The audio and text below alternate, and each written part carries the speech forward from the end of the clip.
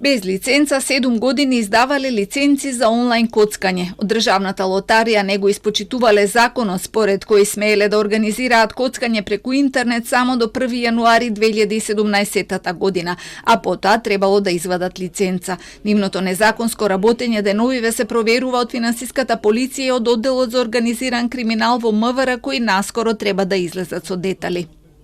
На седницата на владата беше прифатено практично толкувањето на законот, во кое што е констатирано дека од 2017 година Лотарија на Македонија, без разлика што и самата не поседува лиценца и самата издавала лиценци за приредување на игри на среќа, посебно тука е онлайн обложувањето и слично.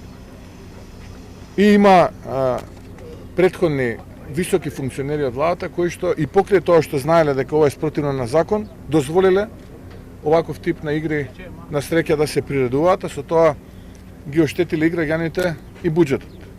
И очекувам, и тоа е се предадено до надлежните истражни органи, и очекувам надлежните истражни органи многу скоро да излезат со став врз основа на овие индици кои што и констатираше владата. Легалното организирање на интернет коцкањето се доведува во прашање поради фактот што Министерството за финансии воопшто немало донесено правилници или образци за поднесување на барање за лиценца, а лиценци сепак се издавани. Автентичното толкување на законот за игри на среќа беше побарано од пратеници од двете владеачки партии, ВМРО ДПМН и Вреди, кои предлагаат целосно нов, поригорозен закон.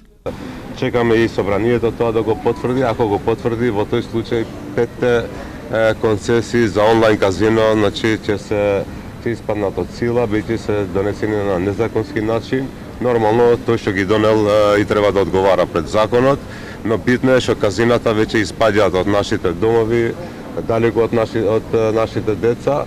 Незаконското работење беше откриено откако деновиве беа одземени 2 лиценци на фирми од Струмица и од Гостивар кои воопшто не плаќале данок. Допрва ќе се истражува за колкава сума тие го оштетиле буџетот.